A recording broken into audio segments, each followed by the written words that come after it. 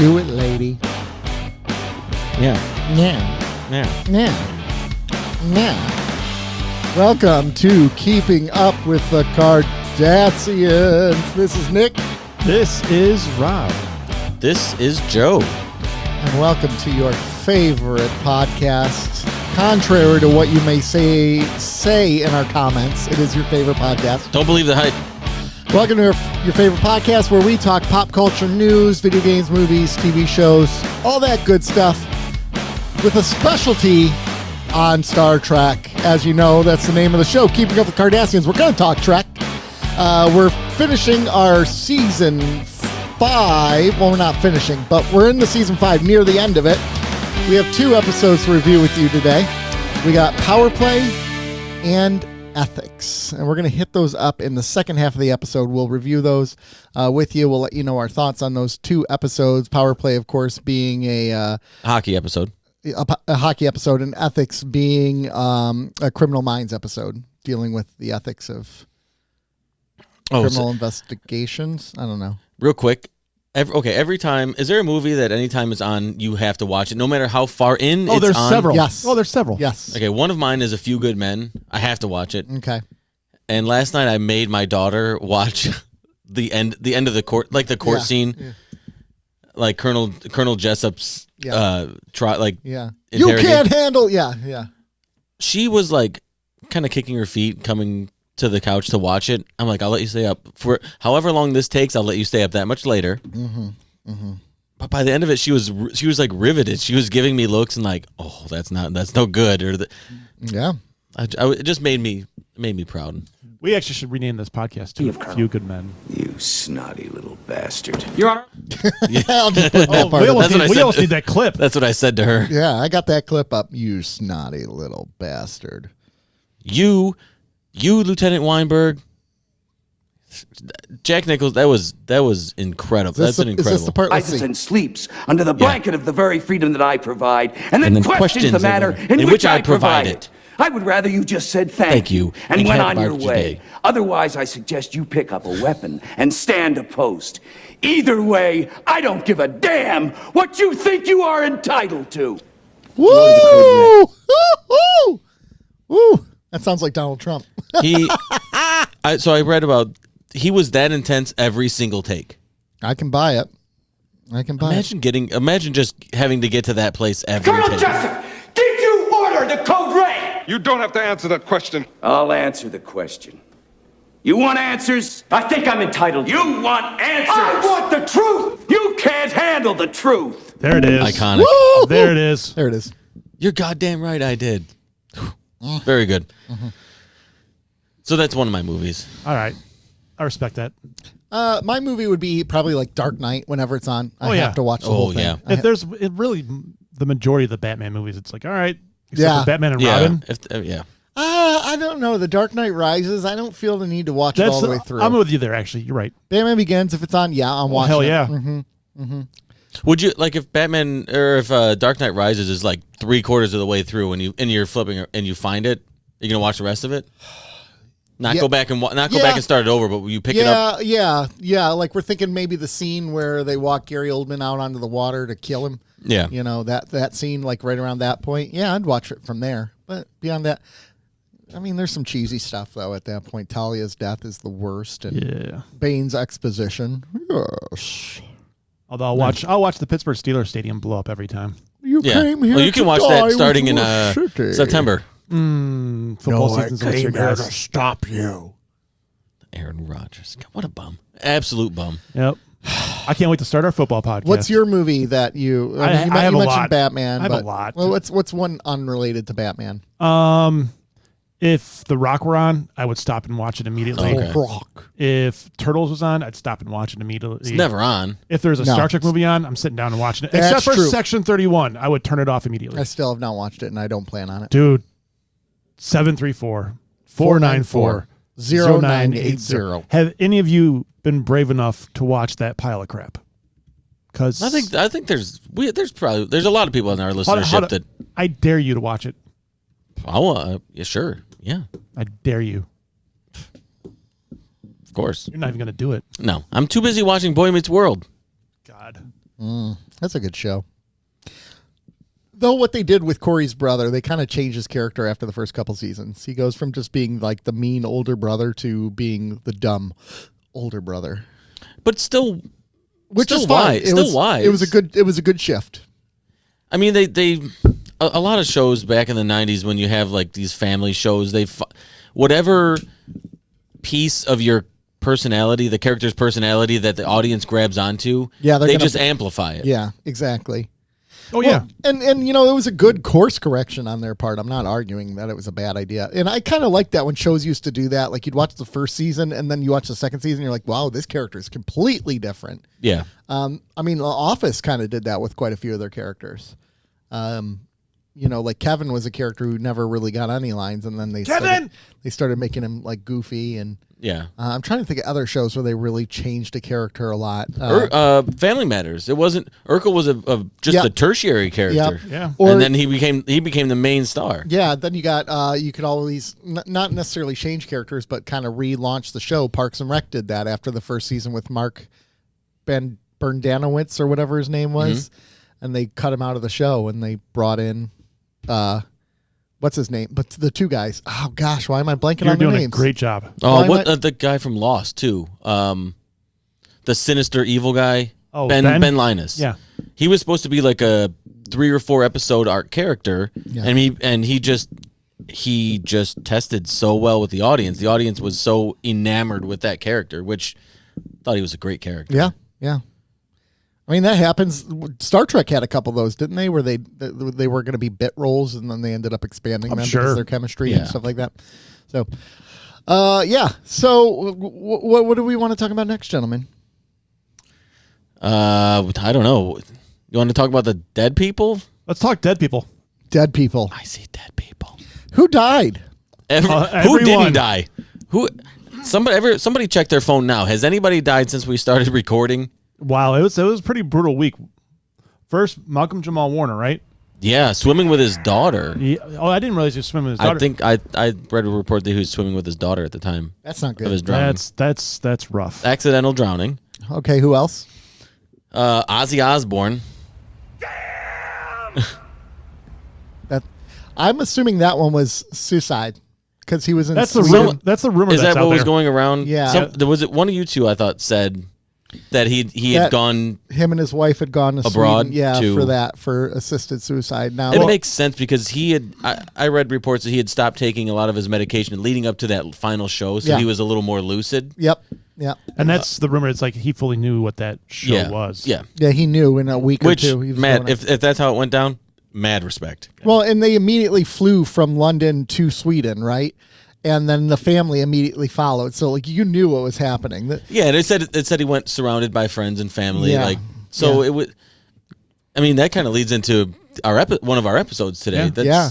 I remember hearing something that said him and Sharon had a death pact together. That when one dies, they would both die. What a missed opportunity to do that at the concert, though. Oh gosh, the rumor. It would certainly up the ante from when he bit the head off a dove and a bat. Yeah, exactly. Like, have we heard from Sharon Osbourne since? I don't know if we've heard publicly from her, if she's made a statement or anything other than whatever the family has released. I don't know. Yeah, is she still on The View? No, I don't think so. Or The Talk? What was it? The Talk or The View? One of them. I think she was on The View. I think it's not my strong point. Mine either. I know that shows. I did know that there were two, like female talk shows in the midday, and I knew she was on one of them, but I didn't know which one. I thought it was The View. But has she made a statement? She just made a couple social media statements that are a couple word responses to things, not statements, but like thank you and God bless you, and stuff like that. But nothing, no public issued statement or anything like that. No, nothing like that. Nothing like that. Who else died? Hulk Hogan, brother. Oh, that's right. That's appropriate. I don't feel as bad about the Hulk Hogan one. No, if I'm ranking the 3 deaths, how many stars do we give it? No, Hulk Hogan's a really tough one because. I don't think you guys were as into wrestling in your childhood. I was as a little kid. I was super into it. Okay. I was not as a child. Hulk Hogan was Oh, I remember. Bigger than life. Oh, I Like, he remember was that, though. A massive superstar. Oh, yeah. And in the world of wrestling, I mean, he has his politics inside wrestling too. Like, he had an ego, and he rarely ever put anyone over. He was just a pain in the ass. Yeah. Didn't make it a lot of long-term friendships in the business. Nope. Like, just scummy inside the business. However, professional wrestling would not exist if Hulk Hogan did not exist. It just wouldn't. It would have fizzled. There would have been other stars at the time, but nobody could have done. I don't think anybody could have done what he did in that time. So it's kind of like Caitlin Clark for the NWA that kind of elevated its status. Yeah, I mean, I think that's pretty good. I mean, I think you're giving a lot of credit to Caitlin Clark right now, because we're still in that early period, right? This is their second season, but the WWF was semi-established. Wrestling was established, but it was more territorial. And then when Vince bought and kind of collected the WWF, he rode the back of Hogan and a couple other guys, but Hogan was the main guy, and he just made it so that it was widely accessible. They got kids involved. It was brilliant on Vince's part, and it was well done on Hogan's part. But the dude's a scumbag. Yeah. He's a racist piece of shit. I saw this tweet that says Hulk Hogan may have been a dumb son of a bitch in the ring, but outside the ring, he was also a dumb son of a bitch. Who wrote that? Steve Austin? It was like the Iron Sheik parody account. Oh, okay. Whatever. Yeah. I mean, it's true. But I mean, if you're just talking like the bubble of professional wrestling, yes, Hogan, he was huge for it. Hogan was huge. Probably the number 1 or number 2 guy all time ever to do it. Legend, absolute legend. And if you start to strip away that bubble protection, he's an absolute garbage human being. I mean, he was abusive to his ex-wives. He's racist, super racist. Dropped the N-word plenty of times. Was abusive to his daughter. He sued Gawker. Yeah, he put Gawker out of business. Yeah, he did. I know that. Yeah, he sued Gawker into the ground. Married a woman who was younger than his daughter. Yeah, who looks like his daughter, which was kind of scary. Just not an overall good human being. So it's kind of hard to be like, oh, that's such a loss. Like, I never celebrate death. I did this, and like, I was surprised, but I did. Meh. Yeah, heart attack. So it's a heart attack, and I saw someone said he died of a heart attack because he probably saw an interracial couple. Oh my god! I'm like, oh my god, brutal. Maybe he saw the South Park episode and was like, oh, God, they're insulting Trump. Oh, yeah, that's the other thing, is he was huge. He was big MAGA. He was a huge towards MAGA guy. Yeah. Although he did go to Lions. He did go to the Lions practice last year to promote his beer. Yeah, hey, brother. I wonder why. I wonder why he promoted his beer, right? With the Lions. Because Dan Campbell is a beer drinker. Mm-hmm. That makes, yeah. But, so set the Hogan thing aside. Yeah. Locally, there was one other death. And it was 2 days before Hulk Hogan. So Hogan died on Thursday, and this other guy died on Tuesday. And his name he goes by Roddy Hogan. He was an ice cream man, a local ice cream man in the Metro Detroit area, who looked just like Hulk Hogan. Yeah. I mean, handlebar mustache, bleach blonde hair, the whole getup. The inside of his truck was Hogan shit. It was just Hogan. He told kids that he was Hogan's relative. Mm-hmm. Yeah. There's pictures of him all over with Hogan. He looks like Hulk Hogan. And he was an ice cream man, a local ice cream man. And he died on Tuesday. And it was like all over like my feed because I just had a conversation with a couple people about this ice cream man. Because I grew up in about 45 minutes from where we are now. And he was my ice cream man, and he was also the ice cream man over here. So he was like all over. He would go to wrestling shows, all of it. Yeah. He died, and then both of them dying in the same week is insane. Like 2 days apart. Yeah. Death pact. There's the death pact. There's the death pact. Yep. Sharon Osbourne, where are you? Yeah. Yeah, right? Come on, Sharon. Do we have one on this show? Yeah. If the one of you guys already dead. Oh, that's true. If one of you guys dies, I'll kill myself. All right. If one of you dies, it's probably because I killed you. That's also a possibility. That is fair. It's fair. It's true. It's true. Okay, but I will there say is an out though. If one of us murders the other, we don't have to do it though. the murder suicides. Unless it's a murder suicide, then we're on Different. board. That's different. That's different. I will say this about Hulk Hogan. I'm giving him a hard time or whatever, but I will say he gave bald man hope because he made us believe that we could do anything. And I mean that he did. I guess sure. Just smile and nod. Just smile and wave, boys. I guess why not? Although he also he changed the business twice. The Hulkamania and then the heel turn in WCW in 96 was it? Yeah. I think it was. And then he came back. Was the greatest heel turn of all time. It literally changed the course of the business again. Yep. So he's single-handedly responsible for the longevity that wrestling has. We actually should do a wellness check on Brody from Talk Punch because he's a big wrestling fan. I'm sure he's bummed. Anybody I don't watch wrestling. Like I'll watch old wrestling, which is not surprising, but it's kind of funny how it works because you have Hulk Hogan who when he dies and he's not really a good man. Ozzy Osbourne I think is more respected as a good man and he's like Ozzy Osbourne, right? Like but the thing with Hogan is his shit was very, very public. Yeah.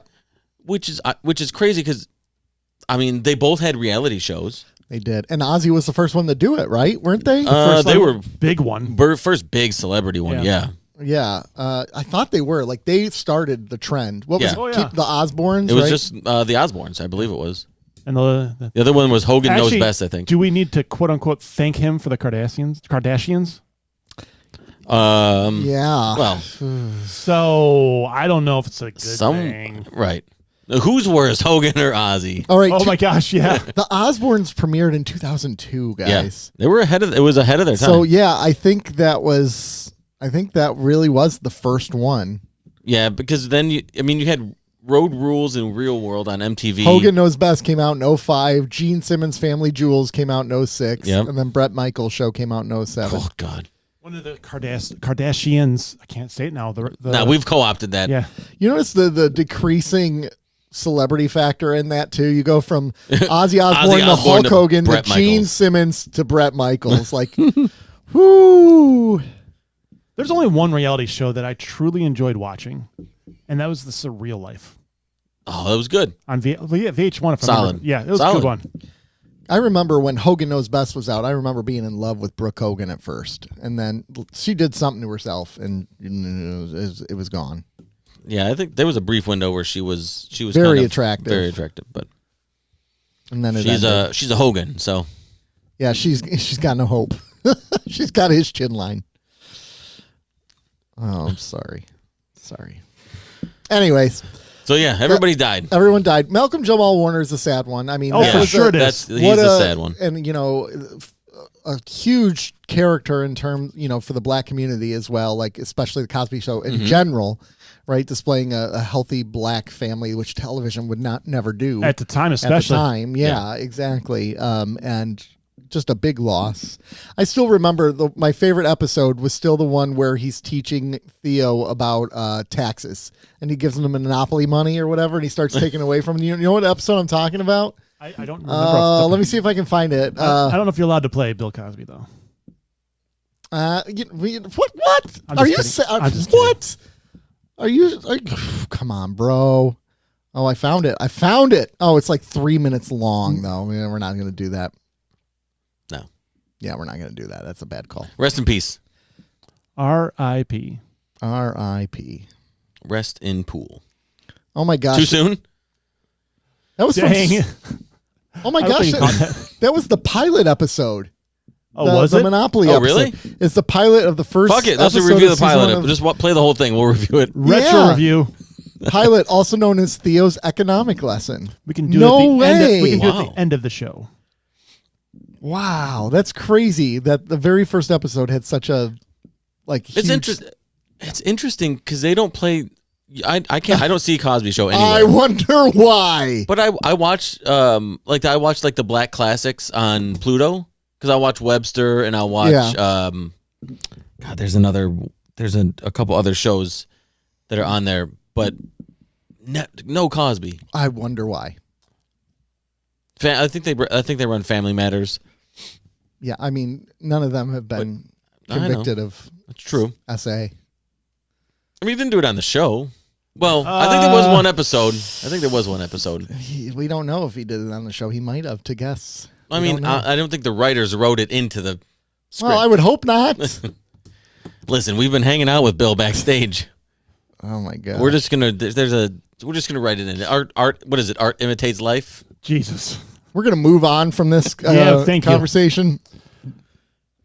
Did you guys watch South Park this week? I did. Oh, you did watch it? I did. I watched the episode. Yeah. Oh my goodness. Oh, I watched it after. I think after you texted, and then I went on. I went online and I was like, I saw some clips. I'm like, I need to watch this. So as soon as I could, I watched it. Yeah, I knew it came out, so I'm like, I'm going to watch it. I had this meeting coming up. I'm like, I'll squeeze it in, and then I'm like, maybe not. And then I kind of saw what it was about. I'm like, so they changed their first episode premiere after the Colbert thing, after Colbert got canceled. Yeah. Mm-hmm. They were working on this episode up until it got released that night. Isn't that incredible how they do that? Yeah, they're remarkable. They just got paid $1.5 billion. Yeah. And then they're like, boom. I know. Did you hear their apology they released? Someone asked, and they're like, "We're terribly sorry." And like, they were totally full of crap. Oh, yeah. Like, that was what was so funny about it. So if you don't know, it was an episode featuring, how do you describe it? Well, the president. Yeah. And just some of his shenanigans and how some of his antics lately. And South Park, as it does, took some shots. And I won't be surprised that they're dead by the end of the month. They basically rebranded Saddam Hussein as Donald Trump. Yeah. Yeah. Is in bed with Satan. Mm-hmm. The talking. I don't even know how. Do we want to spoil this? Because it's the talking. Oh, I don't think it's a big deal. Yeah. The talking penis at the end of it. Yeah. Yeah. Are you gonna my watch? You God. should watch it, Nick. I watched it. Oh, I watched that Okay. episode. Yeah. I love how the White House actually released a comment on it. And like, why? Right. I know. Their comment was, the left's hypocrisy truly has no end. For years, they have come after South Park for what they labeled its offensive content, but suddenly they're praising the show. Just like the creators of South Park, the left has no authentic or original content, which is why their popularity continues to hit record lows. The show hasn't been relevant for over 20 years, and it's hanging on by a thread with uninspired ideas in a desperate attempt for attention. Hanging on by a thread. And They the just creators signed are $1.5 billion. For 50 episodes. Hey, no fourth-rate show can derail President Trump's hot streak. That's how it ends. Hot streak. Okay, I will say, the part of that statement that I do agree with is The hypocrisy the of the hypocrisy of the left. Yeah. Oh, yeah. But I mean, everybody in politics is hypocritical. Once it serves you, I'm on this side, and once it doesn't serve you, it's like, And South Park is notorious for going after whoever the They hell go they after want. everyone. Yeah. yeah. Well, I mean, they do lean a certain way, Oh, for sure they do. but I don't think that that's their fault. I think they're given more material by a certain group of people than they are another. Yeah. Did you get the clip? They took our jobs clip. Yes. But I mean, I don't think you. They took your job. They took your job. They took your job. They took your job. They took your job. But then the people from the future came along, and now we're out of work too. I would highly recommend this They took our episode. jobs. They took your job. They took your job. They took your job. I love it. But I mean, I don't think it's accurate to say that that they're failing when they just signed a 5-year, 50 episode, $1.5 billion streaming deal. But that's what he does anytime. I know. It's right? just it's Create a narrative. and that's the thing. Welcome to episode X of Righty Tighty Lefty Loosey. That should be on Patreon here I know. in a little bit. Yeah. But no, that's the whole thing is they can just say whatever, the base will eat it up and run with it. Yeah. That's it. Yeah. But I mean, they're hitting the ground running. I'm excited. I can't wait for the next 49 episodes. Did you see the trailer or not the trailer, but the PSA at the beginning? No. Where they dropped Trump. It was like a real person. They dropped him in and he was running around. Yeah, but that was at the end of the episode, I thought. The one that the town had to do to make up for Oh, was it? I just saw the. Was it at the beginning or the end? It was the end. Okay. Yeah, I saw. Oh, trust me. Well, it says before it says 1 of 50. Yeah. And did you watch Colbert this week? Yes. Oh my gosh. Poor Colbert. That's... I haven't been this excited for late night TV since Conan. Since the Conan Wars. Here's the thing. Like, I actually agree with the thing about, like, late night talk shows are going out of style. They really are, kind of. Yeah, but absolutely. This was obviously a political thing. Come on. If you are not seeing this was a silencing of the media, right, then you're choosing to be blind. Right. And all the thing is, when they do stuff like this, when politicians do stuff like this, you just give more power to those people. Like, if you ignore it, then you don't see that power. It's just so stupid when they do that. Just it's a late night comedy show. Yeah. I mean, yeah. Who cares? Who cares? Who cares? Speaking of who cares, I have something. Yeah, do it. Open hailing frequencies. Yeah, frequencies open. We have someone who does care, and they're very upset with us. We got a text message. Us in general, or specifically? Well, probably you? me on the soundboard. Oh, okay. That makes y'all, sense. it says, y'all, when you played that new Maroon 5, whatever TF that was, my cats spontaneously attacked each other. I was washing dishes and had the sudden urge to run out my patio door and jump off my deck. I'd rather listen to Nick say daddy on repeat. No. I'm not a Maroon 5 fan by any means, but baby, what is you doing? As a side note, my son thinks it's funny to put y'all's YouTube on for the cat to watch, but she should just be free from cat jail the next week or two. Free Elsa while we're at it. Free my boy. Free Jay. That's by Samira. We're not doing this. There's going to be no daddy stuff. We're not doing it. Save it. There might have been some issues in some of the episodes. Save it for ethics. Okay. I can do that. I can do that. I can do that for you. I like that we're like rehabbing a cat. I know. We're bringing it back to life. I love it. Because it wants to get better so it can stop watching us. We're babysitting a cat. Also, from afar. Another comment I just want to share.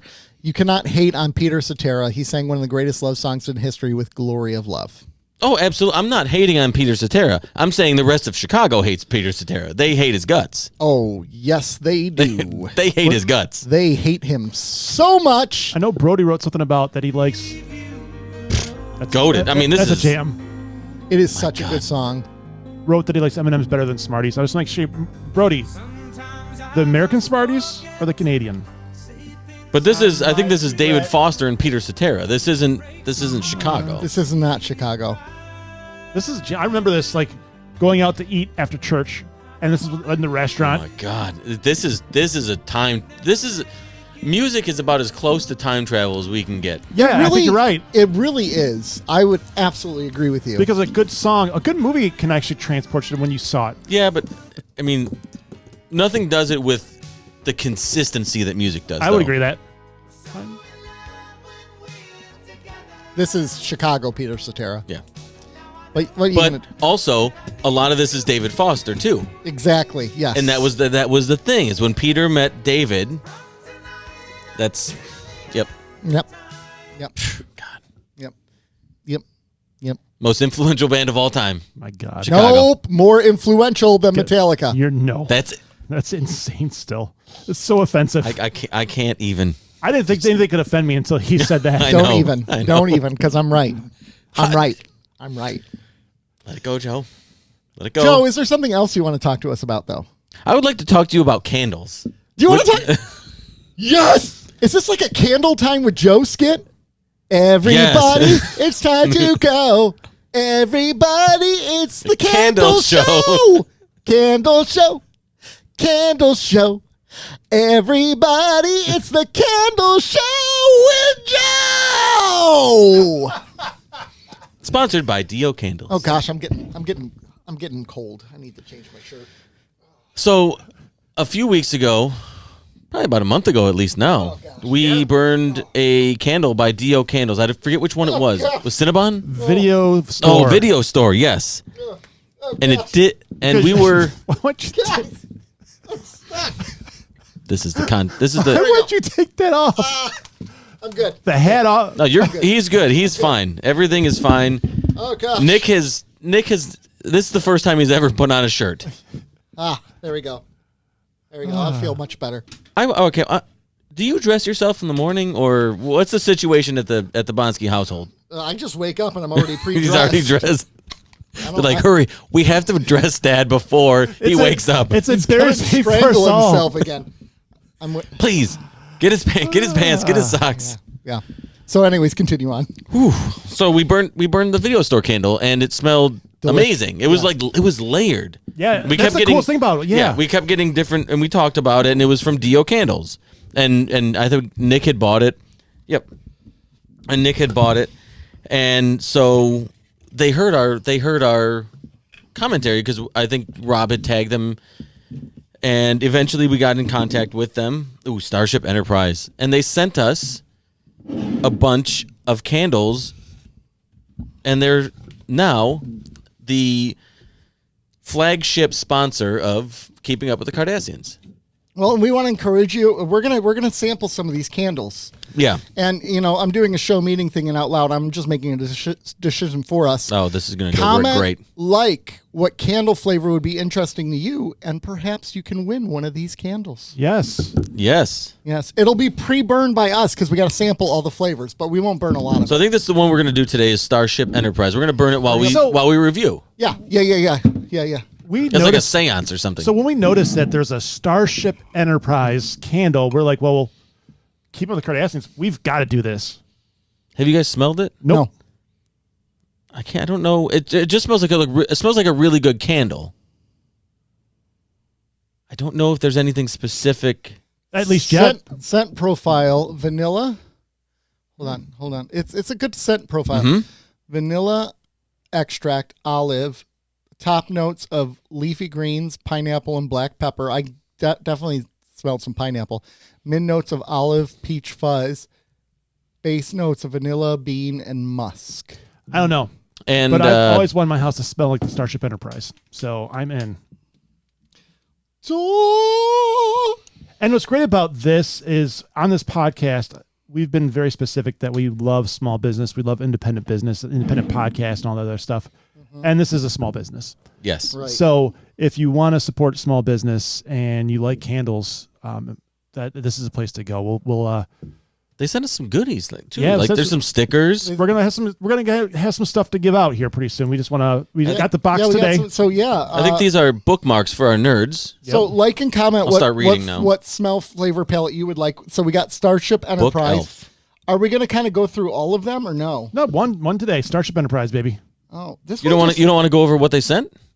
We can go over what they sent. This one doesn't have a scent. It just says order number. It doesn't have. Oh, that's the gay candle. Is this the gay candle? Yeah. That's what it's just very colorful. Yeah. Oh, look at these pins. It's cool. We're cool. Dio is cool. I like your Dio candle. Yeah, this one doesn't have the name of the fragrance on it. No, I think it's like a... Maybe it's something they're working on. Maybe a up-and-coming flavor. I like these stickers because I'm... just putting stickers. Oh, twist the lid and sniff. Write your guess on the label. Post a review or picture of your guess by scanning the QR code. Ooh, I like that. We will email you the true answer within 7 days. Okay. Look at these guys. But we're getting busier every year. Look at these people. Winners receive a $50 gift card. You only get one guess. No takesy backsies. Ooh. I like it. 24 cent. Wow. That is Dio Candle. You guys are amazing. Please, listeners, support Dio Candle. We would never sell out. We already have. We would never sell out for Dio Candle. I heart Dio Candle. We would. Candle Never. Addict. They sent us a whole The fact bunch is, of he's a goodies. sponsor. And you signed a contract guaranteeing him certain concessions, one of them being a spot on the show. Well, that's where I see things just a little differently. Contract or no, I will not bow to any sponsor.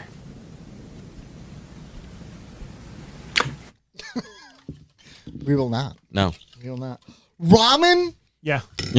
Okay, let's smell them. Because Yeah, there's let's one just that put them all out there because, like we said, a listener can win one of these candles. is that the cherry Coke one? Yeah. Oh my god. Oh my gosh, this is ramen noodles. There's one that This is literally ramen noodles. I'm in love with the cherry cola one. Okay.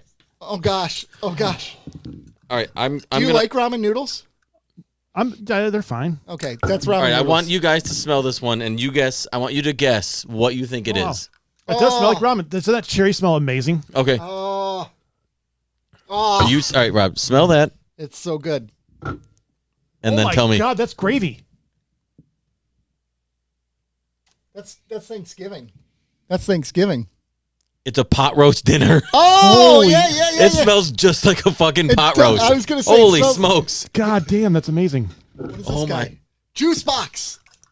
How, Oh my gosh, it's a juice box. Oh my gosh. oh, Oh my. This is awesome. I'm gonna hit. Hold on. oh my Just god! like the Enterprise. No, I'm kidding. But just like the Enterprise. Oh my god! It smells just. I mean, the pot roast one got me. I The was like, pot oh my roast- god! That is Initially, I was like, that's a scent. that's an interesting choice. I think we got to get them on to see. I just want to. Because Oh my gosh, that is like Oh. pot roast. Okay, this one smells good. It doesn't smell like what it says, but it smells very good.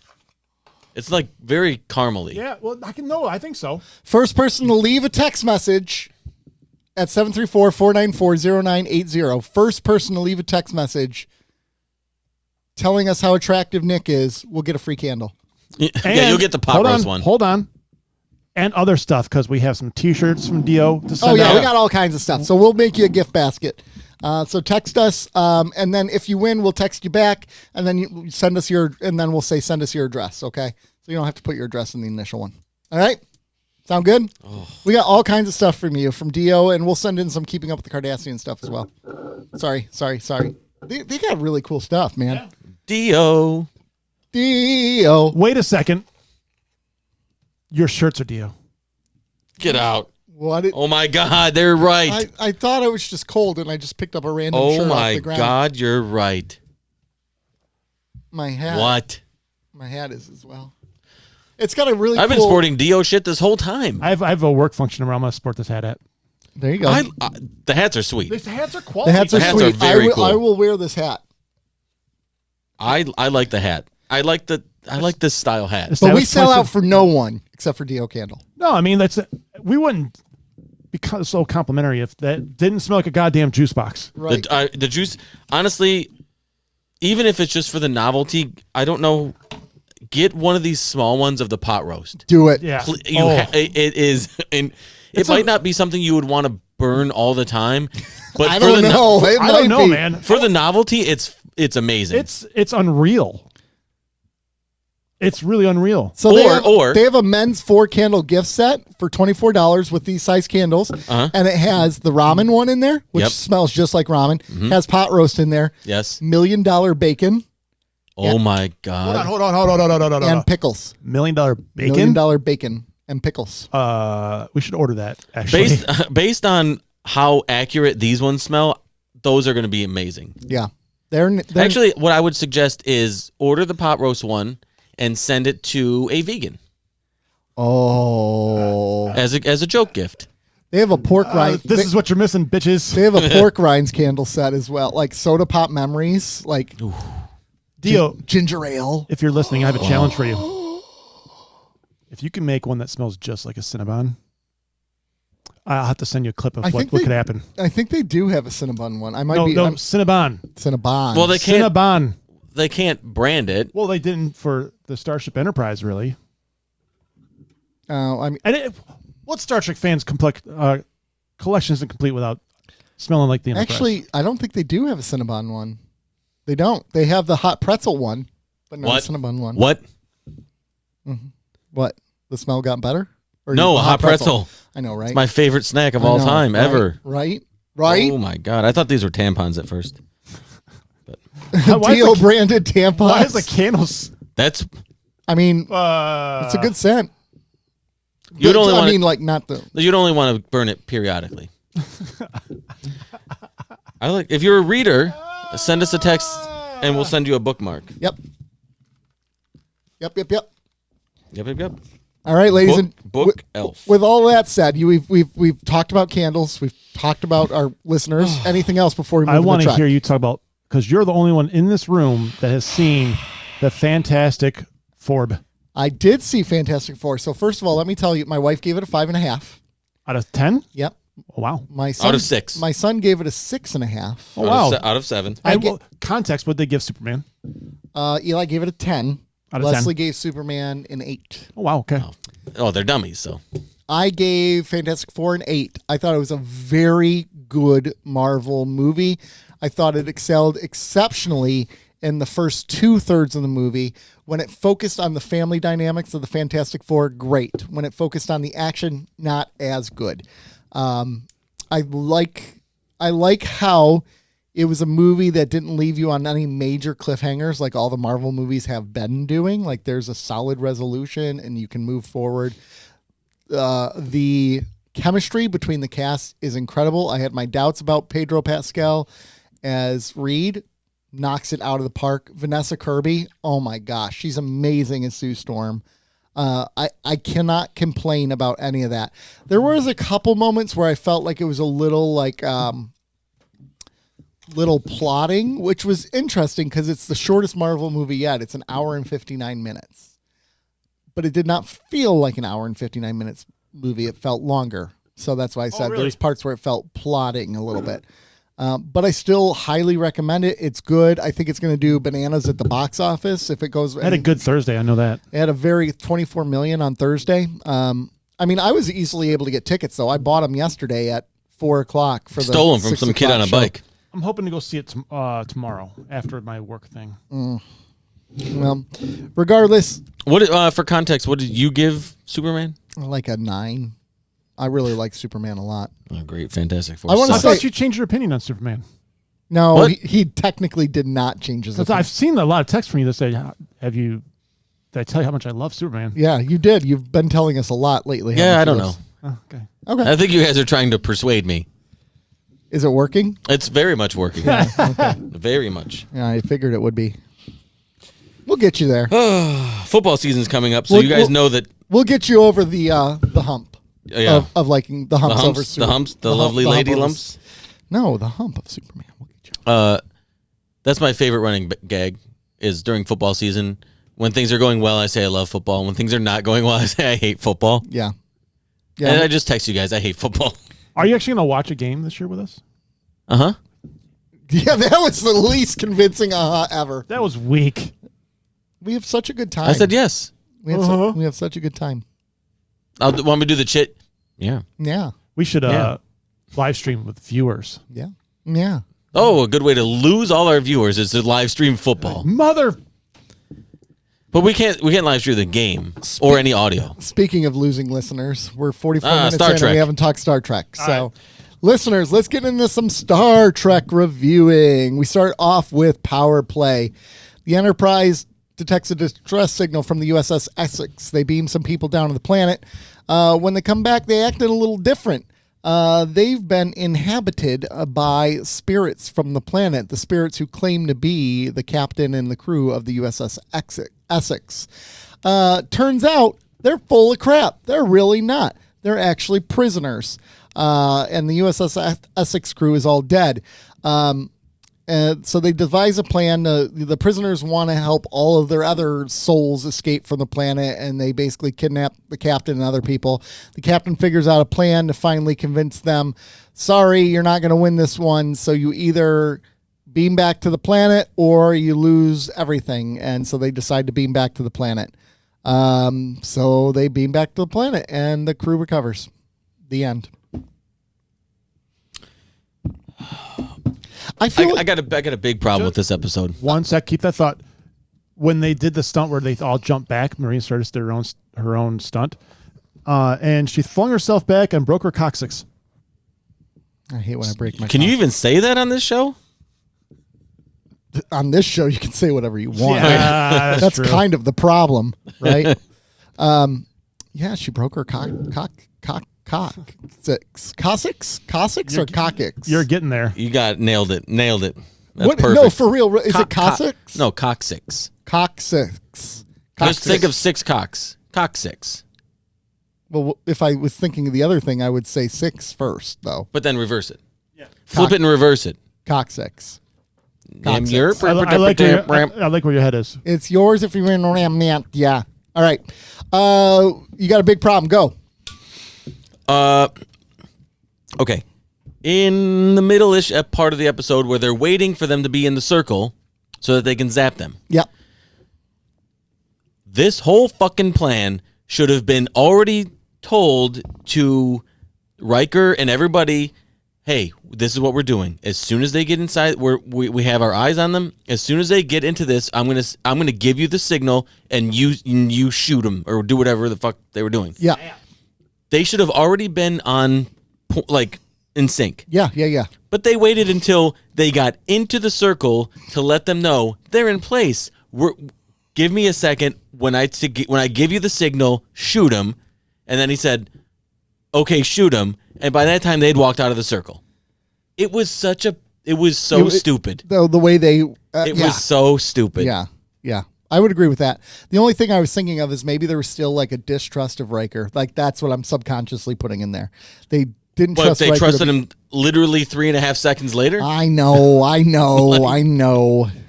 It's like, okay, when I give you the signal, you do it. They're already there, but I'm just going to wait to give you the signal. Yeah. Okay, signal. So I think one of the big problems I have with this is these prisoners were not acting cool, man. Just keep pretending you are who you are. Know. You would have got away. They would have like freed these people. You could have played it up. Well, it's all the data inhabited that effed it all up. Yeah.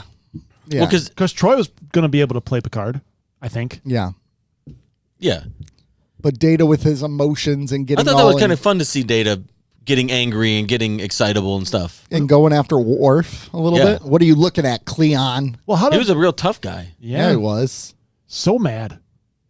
Yeah, it's all pent up. I know. When you can't express it. Be smarter about it. You've been trapped on that planet for how long? You finally got your way out, and you're still a mustache twirling villains. Like, be smarter.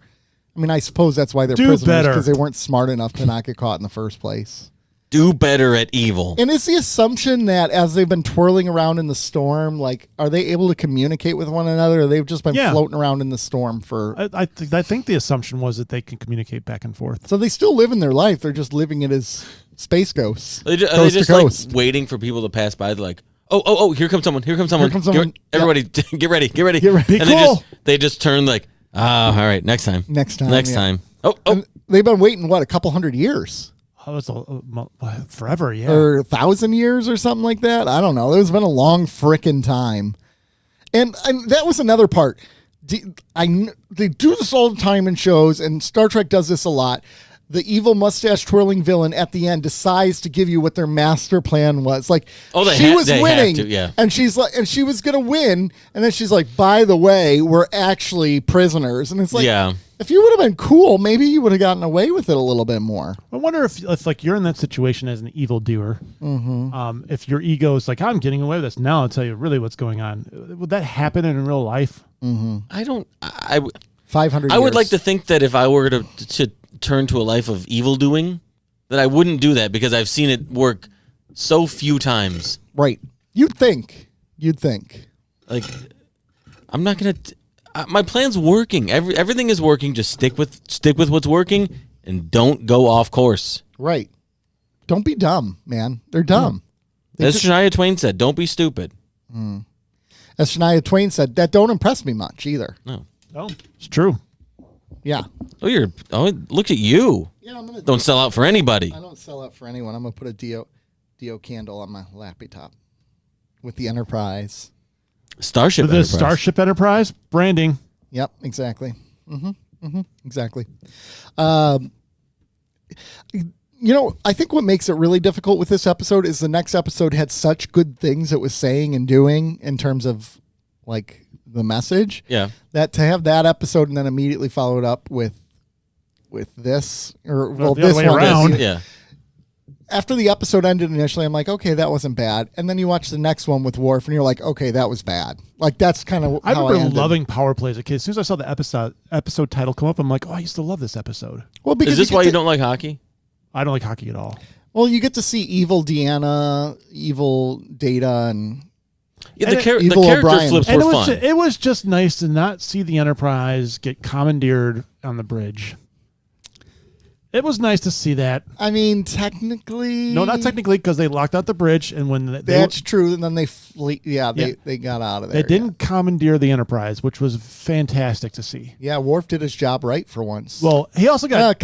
He also got beat up, because they had more strength, right? The Data did. No, Brian knocked Worf Brian over. knocked him out, with the punch, Worf, but Worf wasn't expecting it. If you get cold clocked when you're not expecting it, it's going to hurt you more. I hate when I get cold cocked. When I don't expect it. Cold coccyxes. Yeah. With coccyxes. I do like that we have the audio from the debriefing after everybody got caught and they were telling Picard what had happened. Oh, we do got the live audio. We have the actual audio from that meeting. Yeah, we do. Here it goes. We pulled it. My gun. Oh. Anyway, I started blasting. Bang! Wow. Bang! Well, I don't see so good, so I missed. Then they ran away. I ran after them. Okay. Bang! Try to shoot him in the back. But I don't want so good either. Anyway... Now, there you go. That was the security briefing. That was my favorite. I couldn't not think of that scene from Always Sunny when they were literally just shooting each other. Yeah. Everyone was just shooting each other.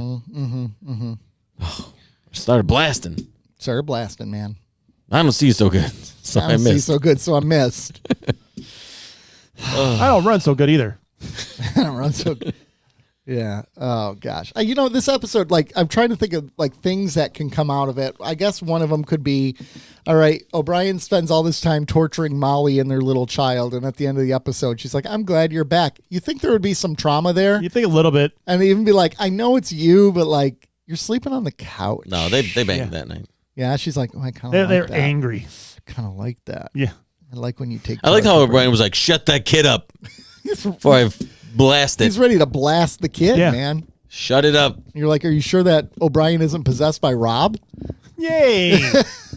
I like how I don't think O'Brien was possessed at all. Yeah, he's just like, I just saw what they were doing. I took advantage of the opportunity. He saw the opening and he took it. He's like, they'll think I'm possessed. Shut up, that goddamn kid. I didn't want a kid anyway, so it was an oopsie maybe he baby. wasn't because he was like, "Oh, I got you that bracelet. I remember." Yeah, I don't think he was that and then possessed. He was trying to move in on her too, man. Dude was aggressive. I guess 500 years as a floating cloud, he's probably a little pent up. Yeah, probably a little bit. You don't think the little light things would run into each other all the time? All the lightning. Ding, ding, ding, ding, ding, ding, ding. Make little lightning babies. Looks like a firefly exhibit out here. I love too later towards the end, where Picard's talking to Deanna or whoever it is, and he's like, "What is your plan? You're just gonna, as you move away from the planet, you'll be fine." And she's like, "Shut up! I don't care. There's no scientific basis. They're just moving away." She was like, "Shut that kid up," because they just want to die, right? That's the whole point. No, they wanted to get off the planet. The die thing was their cover for when they were pretending to be the Essex crew. So, okay, maybe I missed some things in this episode. Sometimes I do, especially when they're bad episodes. Because you're on your phone? I was writing something. I was doing schoolwork. Gee, I'm glad you're 42. I'm glad you dedicate schoolwork. What grade are you in? 28th grade? I'm glad you dedicate the time to the podcast. Shut up. Were they always energy being creatures, or were they? This was Nick's their studying prison? for the SAT. This is a prison for them, right? So they weren't energy being creatures before. I don't believe so. Right. So what are they going to do? They get off the planet, and then what? They take the Enterprise and do what they want. They become pirates. I don't know. Do they capture all the bodies? Is that their whole point? You did not watch this episode, did you? No, I did. It's like the butterflies in Peacemaker. They just commandeer all the bodies. Right. So they were going to beam them up so they could commandeer the crew. Yeah. And take over the ship. Yeah, they're looking for bodies. But I don't know, man. It's just not a good plan. I don't see how that's going to work. It was working for the most part. I guess it was. It was until Data had to get sassy. This is the second week in a row where we saw evil plans that could have worked if they were just modified just slightly. What are you doing? We're training the candle. You can't tip the wax like that. You say training the candle? Yeah, you train the candle so it melts properly. Can you Google candle training? Is that a thing? I need to know this. 734-494-0980. Do you train your candles? Deal. Feel free to comment. Wait, these are training candles to melt. Okay, hold on. The concept of training a candle to melt evenly refers to the initial burn, which is crucial for preventing a common issue called tunneling. Tunneling occurs when the wick burns straight down the center, leaving a thick ring of unmelted wax around the edges of the candle container. Once a candle has developed this memory ring, it will continue to burn this way. Well, it's going to all melt, though, at one point. And then you're tunneling. Right now it's tunneling, but it's going to melt. But if you blew it out now and then you tried to relight it, it will continue to tunnel like that. There has to be people who are, maybe the people at DO are like this, where you ever hear like a wine sommelier? Yeah. There's got to be like a candle version, right? Absolutely is. If candle tunneling has already started, there's a few methods to correct it. Candle scissoring? You can wrap it with aluminum foil to make it hotter so the wax melts on the side. You can scrape and reuse. Carefully scrape away the unmelted wax. If someone scrapes my DO candle, they're getting blasted. They're getting blasted. Additional tips for even melting: trim the wick. That sounds erotic. vaguely You gotta keep that wick trimmed. I keep my wick trimmed. You got to keep the wick trimmed. You really do. You got to maintain that. If you let the wick get out of control, the candle looks bigger. If you keep the wick trimmed, the candle looks bigger. It does. It's a trick. Yeah. For all you non-candle owners, that's a trick. It is a good trick. All right. So anything else from Power Play that we could really talk about? Should we go through some? I know this doesn't really play. I really enjoyed seeing Data have these emotional responses. I thought that was kind of fun, especially for Brent Spiner, who doesn't get to, over the course of the show, doesn't get a lot of that freedom to do that. Yeah. I thought he was awesome in this episode. This is a good thing, too, by Brett Spiner. He said this. The challenge here was to make sure my character didn't sound or act like Lore, which I don't feel like he did. He did a good job. Yeah. And I don't think he did. It's really fun to get these curves because so much of Data is already defined. When you get to play someone else and let loose, like Nimoy got to do in the old show, it's really rewarding. I like that because there is a distinct difference between Lore and Data, obviously, but you could tell that Brent Spiner was playing somebody else in Data's body, not Lore. It was a completely different character, and it was played completely differently. Yeah. It was really well done. I liked that part of it. It's seeing too, like about her breaking her tailbone and that Her coccyx. Her coccyx. I looked at the rest of the notes, and they had stunt actors for the other two, but she decided to do her own stunt. Hey, we don't do stunts for the broads. And then she did the stunt, and what does she do? Break her ass. Break her ass. That's rough, man. That's rough. Yeah. You know that's what it was. Yeah. She's a broad. She does her own stunts. We don't have to. It's not in the budget. You guys ever watch Orgasmo? Yeah. Stunt cock. Stunt cock six. I like the final exchange between Data and Worf about the restraint. I You must have no apologize for my inadvertent misconduct. No apology necessary. Your restraint was most remarkable. You have no idea. So, when they're in 10 forward and Data's choking out Picard, and Worf's just sitting there watching. Yeah. Doesn't that seem uncharacteristic? He's into it. He's just sitting in the corner watching. Choke him harder. Yeah. You don't think? Oh, I'm sure Klingons are into that. You don't think Worf would be a Klingon cuck? I'm sure he is, but absolutely. And we know that because him and Jadzia go to the infirmary after some. No, but he would be. But when they go to that planet, when they go to Ryza, he becomes a prude. He was a prude. No fun zone. I know. He doesn't like PDA. That's why. And I can imagine if Jadzia said to him, "Look, I understand you don't want to. You can sit in the corner. I'm getting my And Ryza I on." am. Was that him sitting in the corner by himself? That's me in the corner. Was he in the spotlight? That's me in the spotlight, losing my erection. Fire up the next one. Ethics. Worf. Business ethics. Well, let's just say there is some issues with their licensing in Storage Bay. They're not really following all the proper laws, and Worf gets injured. And Worf is officially pluralicized. He gone. Which in Klingon culture means you basically kill yourself, man. You're worthless. And there's no research in Klingon society because when someone gets paralyzed, they just kill them because they're worthless to their society. Another doctor comes on the ship and says, I have experimental medicine I can use. And the doctor's like, no, you're not going to use that experimental medicine because it's dangerous. Well, they end up using it by the end of the episode. But in the meantime, Worf wants to die. He asks everyone to kill him. Finally, he decides not to die. They do the experimental surgery. It works. Worf be walking again. The end. He gone. Yeah. Obviously, that was just a summary because I thought this episode had some really good angles. There's a lot here, for sure. There's a couple, like the ethics of medicine and the ethics of assisted suicide. Yes, so this is... I think mid 1992 is when again, this probably should offer a trigger warning at the beginning of this episode. We're going to talk about suicide, assisted suicide, and bad parenting. Sometimes hand in hand, and probably two dicks. Yeah, not probably. We know for sure. Nobody responded to my text? What text? Said, is this the episode of the genesis of where the idea that Klingons have two dicks comes from? No, that was Discovery. Discovery, trying to be taboo. But it fits the idea, right? Where? Like having a redundancy. Yeah. In case one, it's the case. Hey, one it's my backup dick. Yeah. One can't get up, the other one taps in.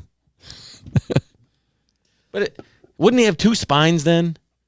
Can he just have like a backup spine? That's a good point, right? And also, why are Klingons dying then? All of them should immediately resurrect by the end of this episode, right? Like, because he dies and he comes back to life at the end because he has redundant systems in his synaptic. Yeah. So Klingons, where's his backup spine? They have two lives. Obviously, it would be depending on the amount of damage they take. Like if you decapitate somebody, there's no redundancy. I get that. Yeah, they're not also, like Deadpool, right? But if you get stabbed, there's only so much redundancies you can have for that. What could possibly have been in that milk jug size thing that hit him in the back, that paralyzed him? Dude, like, that's a bruised back. That is an OSHA violation. I know. If that's just liquid that breaks your back, yeah, it hits you in the right spot. Yeah. Absolutely, it does. Don't be a bitch. Have you ever dropped a gallon of milk on a barefoot toe, like a barefoot? That hurts. How many times have you done that? I've done it once, and it really hurts. That's enough. Once is enough. Or like a 2 liter of pop or something. Drop like. Well, that's carbonated. That's packed way tighter. Oh, come on, bro. Okay, what would you rather drop on your foot? A gallon of milk Neither. or a 2 liter of pop? Neither. I would rather drop a gallon of milk. Aren't they? What's 2 gallons compared to or what's a gallon compared to 2 liters? I don't know. How many liters are in a gallon?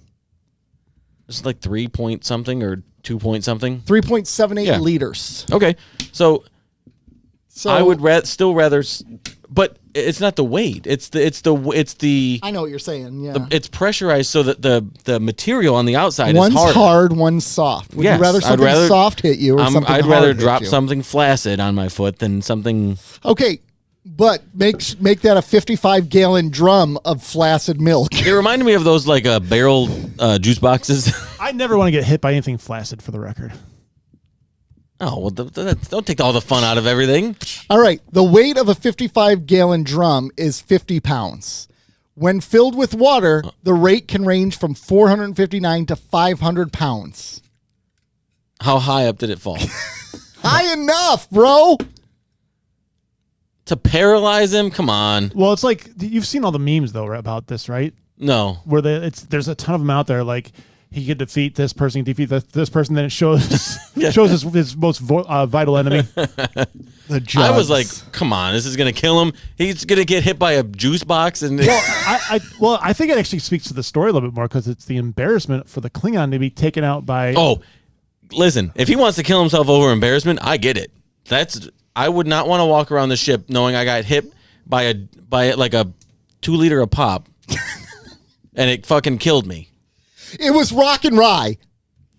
Listen, because if he can't walk and he's got to wheelchair his ass around, he's got to tell the story of what happened. Well, Worf, last time what happened? You can't sing songs about this. No, you can't. You can't sing a song about this. I think that probably truly is the worst part. And he can't wheel away from Alexander as fast. Okay, pause. I just want to say the DO candles is when you. It's been burning for about 20 minutes, 25 minutes. Now I'm starting to really get some of the scents. It happened like that with the It's a layered. Yeah. They're Blockbuster layered. one. Yeah, That smells good. The movie video store. Yeah. All right. So let's start with Starship Enterprise. Smells good. Let's start with conversation one. Let's start with the ethics of the doctor, right? And let's start with the fact that Picard was kind of like, might be worth trying. And Beverly is like, no way. And usually Picard is the one who's more hardcore. Now here's Picard saying, try this medical procedure if he wants to try it. Consider it at least, yeah. Consider it at least. And also, Beverly, get your head out of your own rear end about this because you're being a little stuck up. Yeah, because you're not honoring his culture. Right. You're not honoring it. Yeah, there's a couple issues. I just don't understand. Right? She understood what was going on. She understood that he was going to kill himself. Right. So, like, what's the risk? Well, we know that the option one is he's going to off himself. Right. Option two is try to heal him. And if whatever Beverly has to offer isn't up to snuff, like she can't do it, why is she thumbing her nose at something that could do it? Understanding and accepting are two different things. She understood, but she could not accept that was going to be that. Well, then that's malpractice. That's a bad doctor. Right. You're supposed to separate your own emotions and your personal opinions from the situation. Your job as a doctor is to provide the best care possible to your patient. I would rather have her opinion of her best care was not him living as a paraplegic. Yes, that was her best care. But for him, that's not, right? She didn't understand that or accept it. She didn't accept it. I don't buy that for a second because she knows that that's not an option. He would kill him. She knows Worf would rather kill himself than live as a paraplegic. I would argue she never accepted it or understood it because the entire time she's like, you don't understand, Worf. You could do 80% of your mobility. You don't understand. You don't understand. So she's not listening to her patient. No. Right. She was stubborn. I mean, because she's personally attached. That's her friend too, right? And the same problem with Riker a little bit later on that we'll get into. If this was now, if it was if I had a doctor and I was like, look, this milk jug hit me in the back and I'm paralyzed and I can't use my legs. If that happens, I'm killing myself. Well, the doctor would be like, why would you let a milk jug take you out? That's neither here nor there. And you're like, sir, you're actually perfectly fine. I can't walk. It's a bruise. You don't get it. A milk jug hit me. It's a bruise. It's the embarrassment. It's a boo-boo. It came out of nowhere.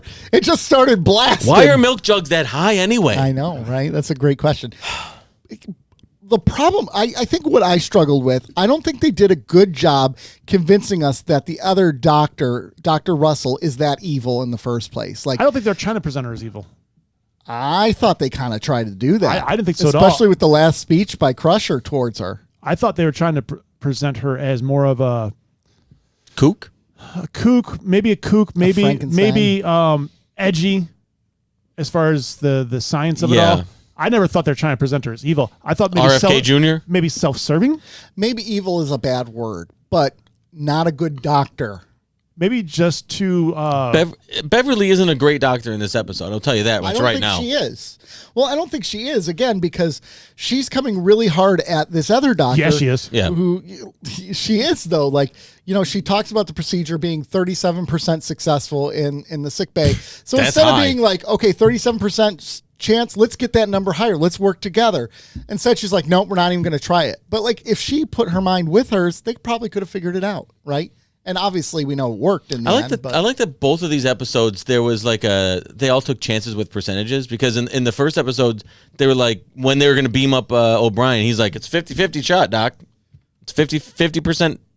50-50. You know the He's risks, O'Brien. And he was like, yeah, I'm married with a kid. I know the risks. Beam me up. Please, 49%. Please, 49%.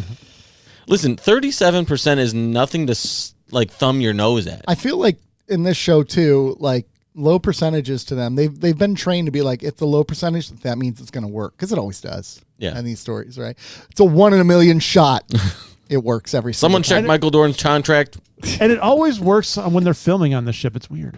I know. What's going on in the Farragut right now? Like, is it just a shit show where people are just dying? Could you imagine if they made like the Office version of like a Star Trek show? Well, Tawny Newsom's writing a live action comedy, so who knows? That would be hilarious if it was like a camera crew following them around. That would be pretty freaking hilarious. It would.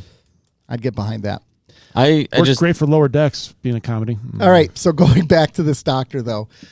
So the one patient was going to die anyways. There was no treatment that was going to work. So she gave him like another form of like a medicine just to see if it would work, and it didn't. And he still died. Crusher chews her out, and is like, "What did you do? You shouldn't be doing that." And she's like, "He was going to die anyway, so I tried something." And she was all pissed off at that. I'm trying to remember that. I didn't get that either because as a doctor, didn't she say the other one would have worked though? No, it wouldn't have worked. Let me find. I thought she said that like this would have worked and saved his life. No. I was really bummed out with how Beverly was in this episode. I thought she was a very, very bad doctor. Yeah. And an even worse friend, honestly. Like no respect to Worf. I'd argue worse friend because that's what I said. And even or maybe worse just friend. a blinded friend because she just okay. I get it. After meeting the other ship, the Enterprise medical staff began treating casualties. Dr. Crusher discovers that a patient under Dr. Russell's care had died after Russell tried an untested experimental treatment, despite a chance that, standard treatments would have saved his life. So I thought I could have But sworn. it was like a minimal chance, I think. Minimal over unknown. I'm like, listen, if we just let me just shoot you in the arm. So, let's say 1% chance this medicine will work. And this one goes, look, I've been testing this in the lab. It's worked 75% of the time. Would you rather take something that has been tested and verified to work 1% of the time or something that's untested but has worked in the lab 75% of the time? Give me 75%. I'm taking the 75. I'm taking the chance. Taking whatever it's going to kill me the fastest. Well, I mean, your odds are you're going to die anyway. So give me the 75%. Right. 1% tested. That means they know it's going to work 1% of the time. You know what? It wasn't 1% of the time. They didn't give us story. I know, number, but in your hypothetical, you know what I would ask? How many people have you done this to recently, and what has happened? Right. If you've done it, you're like, we've done it. It's actually worked like 108 times in a row, and you're like, it's 1%. I'm like, no, give me the 75%, because I'm going to be the what? I'm going to be the outlier. Listen, the numbers work out. Joe, we know this works 1% of the time. We know this works 1% of the time. This other experimental thing we've done in simulations, and it works 75% of the time, but your dinger falls off. Oh, well, that's a whole different story. Give me the 75%. Yeah. With no dinger? Oh, it falls off 100% of the time? Yeah. I still got my mouth and hands. It's true. It's true. True. You can still have a pretty good life. I mean, not really. Now that I think about it. Give me the 1%. Take the 1% chance. No. Wait. This is a tough one. See, now you're into. We asked but the what question. if I'm Worf, I got two. So yeah, take one of them. You're not Worf. You're not Worf. You're you. You're not Worf. All right. So this doctor, though, with all this said, I actually thought she was the good guy in this episode, and Crusher was the bad one. Like Crusher was the one who. I mean, I don't think they were too concerned. I mean, I know, like the antagonist, like evil. Yeah, like Crusher is the one attacking her, insulting her. Now I understand at the end, like the comment to her was, "You weren't doing this for the sake of medicine. You're doing this for the sake of accolades." I could get that argument, right? Like it's about you rather than that. But then you could still say, "But does it save lives? So who cares?" Who gives a rat's Some ass? of the most brilliant medical minds are probably arrogant pricks. It doesn't mean their medicine isn't effective. Right? Yeah. Like, so what? We're not paying her to be my best friend. I'm paying her to be a doctor and heal me. Yeah. Yeah. I mean, I don't want to like bring it up or whatever, but for the most part, like if we take Elon Musk, he's a douche. I think he's a douche. Oh yeah. Right? Like he's arrogant, he's a prick, he's just a scumbag. He's not very smart either. I don't think he's very. But he has been behind some very brilliant things that have advanced technology. Yeah. And I mean, He's been a good visionary. He's been a catalyst for the advancement of technology. Yeah. And I feel like that's probably a similar thing. There's a lot of people like him who I'm sure this doctor is not. She's not in it for the accolades, but I mean, if it saves lives, it saves lives. I'm going to look up famous scientists who were jerks. All of them. Science is fake. Science is fake. Isaac Newton was known for his arrogance and denigration of others' work. Thomas Edison, mad womanizer too. Thomas Edison electrocuted a live elephant, to test in the name of science. What are we talking here? In the name of science. Did it get us He also electricity? stole ideas from Nikola Tesla. We got light bulbs. What are we talking about? Who gives a rat's ass? We lost one elephant. So I guess the argument would be, and this maybe goes to the same thing here. Is it a necessary evil? No, no. I like it. Let's say they don't do the unethical stuff. How much longer does it take to develop that technology if they decided to be ethical versus unethical? Same thing with this lady. This procedure. How many more people could you have saved? Yeah, you could look at it that way too, right? Yeah. How many people could have been saved if you go with the unethical treatment, or how many lives were, I don't even know that it's unethical. Not in the case of Worf, because Worf agreed to it. He knew the odds. I don't think that's unethical at all.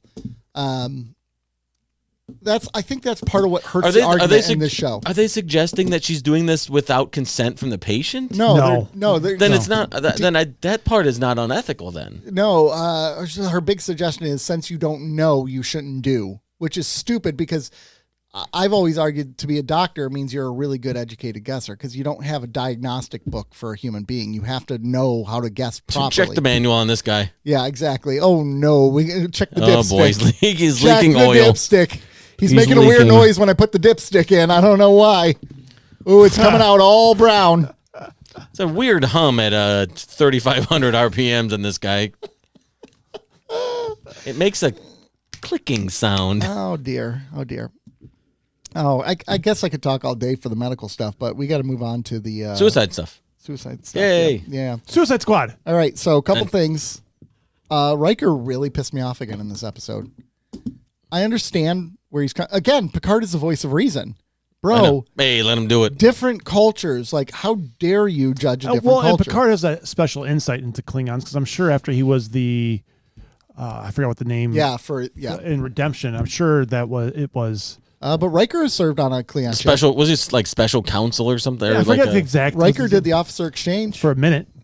Picard has actually had to get into the culture. Yeah. This kind of goes back to the comments that Quark made in Deep Space Nine. The humans are so arrogant. They think they're superior. They think they're better than everyone else. Yeah. They ignore everyone else's culture and they just we're the best way. Humans see themselves as the standard. Right. Picard didn't. No. Picard didn't. I think that speaks as to how bad of a security officer Worf is. He's like, all right, look, this he's replaceable.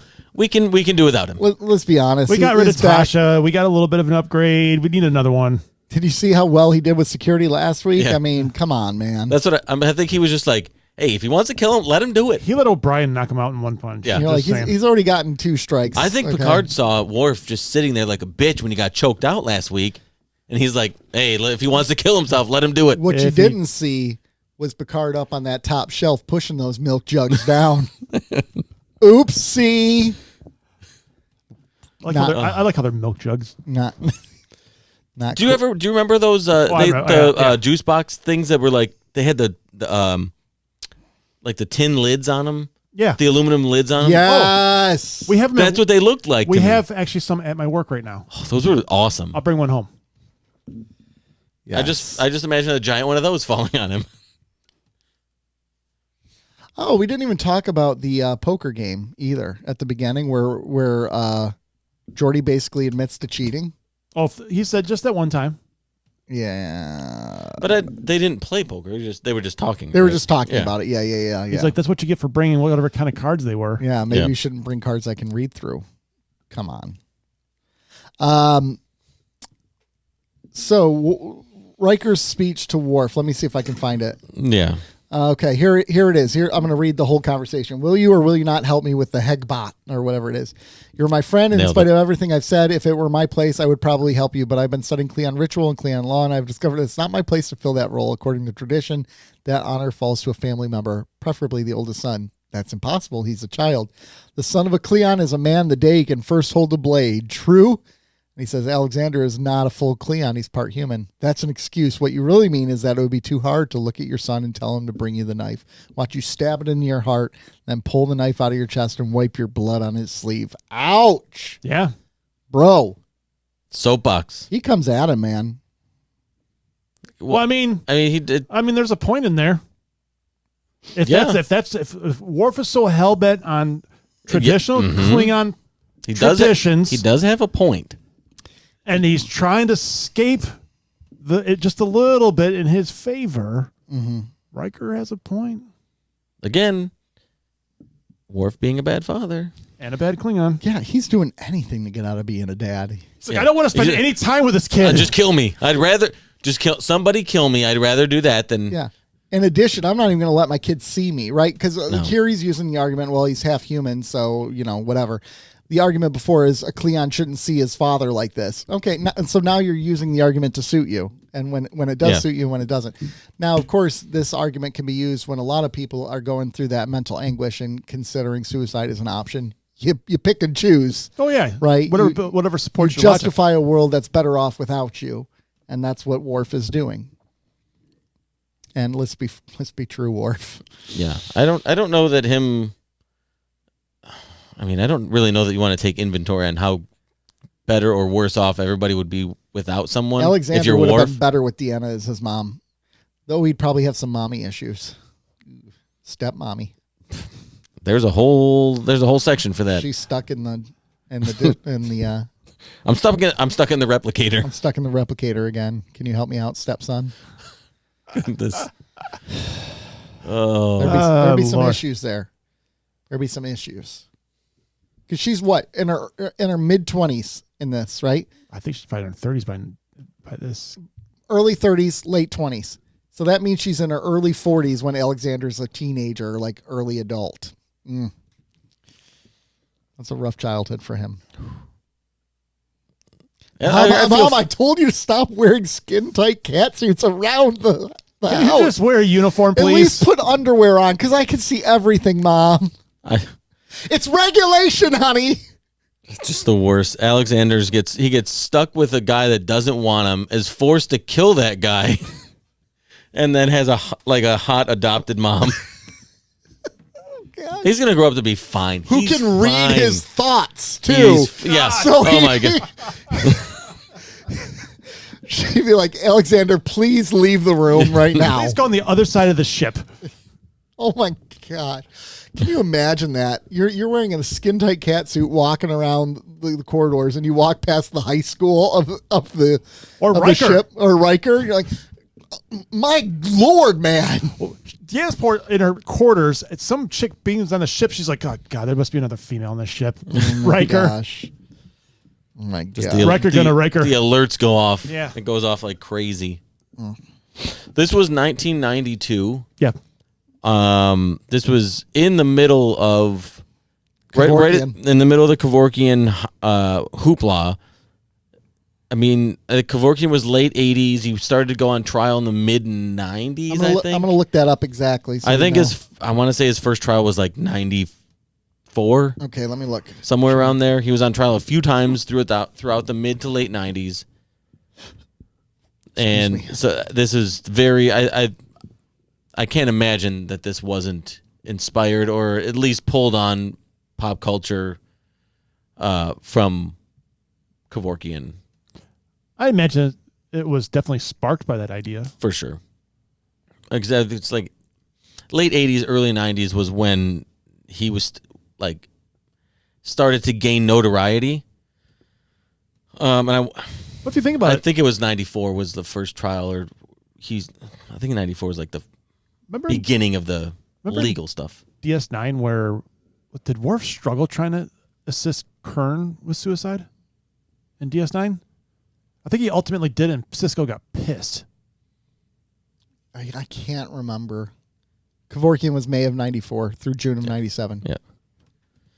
But so this is ahead of the curve. Well, no, that's just the trials. So he was in pop culture from the late 80s. Oh yeah, he and put through an there. ad in the newspaper in 87 for death counseling. Yeah, and it was 88, 89. His first one was 89 for women with Alzheimer's. And he assisted 130 people between 1990 and 1998. Yeah, visionary. Mm-hmm. Well, I'm not going to hold. You guys know my stance on this. We've covered talked this, and you guys all have yelled at me, so I'm not saying anything. 60%. No, you think people are cowards, so they just need a little. That you think people need the little hand. You don't like that they need hand holding. So they did a report on it In so many words on the Kevorkian stuff. 60% of his patients who died were not terminally ill, and 13 had not complained about pain. The report also found that 10%. The report also found that Kevorkian's counseling was too brief, with at least 19 patients dying less than 24 hours after first meeting. When you know, you know. I mean, what are you gonna do? I think okay. Here's the way you go about it. All right, to protect yourself if you're Kevorkian, you have a middle ground, an outside resource. Be the one they go through the counseling with. If they get past that counseling or whatever, then you can do it. But it's in his best interest that they do this because he gets paid. Sit in a car with the engine running. Some of these people can't. I think part of it is too, and they're scared that it won't work. Like they want to guarantee it'll work. Yeah, right. I think probably. If you research it enough, you can figure out how to do it. Mm-hmm. Just do it. What was in the? What was the scene where they had it hooked up inside the house? South Park. No, it was. But that was hilarious, though. There was it was either a new movie or show where they were like hooked up, and someone had a car running, and it was like hooked up through these hoses into the house. Mm-hmm. Also, not endorsing this, by the way. And there was a phone ringing. Oh, fuck! I don't remember. I don't know. Regardless. All right, so getting back to this conversation, though, with Worf. A couple things. First of all, I think the humans are all being jerks to him. I think that's very unfair for them to target his culture and chew him up like this. There's a way they could have gone about it that would have been more respectful to him. They were being incredibly disrespectful to Worf. I 100% agree. Yeah. Worf was also an idiot for refusing to see his kid, right? He's being a Cleon, right? And Worf. He's being Worf. Yeah. We didn't want Alexander anyway. Though he chose a good person to take his kid. Like, if you're going to choose anyone, Deanna Troi is a pretty good choice, right? Yeah. Like, I'm not putting you with Geordi. Picard. I'm not putting you Put with the Data. kid out the airlock. Yeah, exactly. Could you imagine? That actually would have been hilarious. Picard, like him. It'd be a sitcom.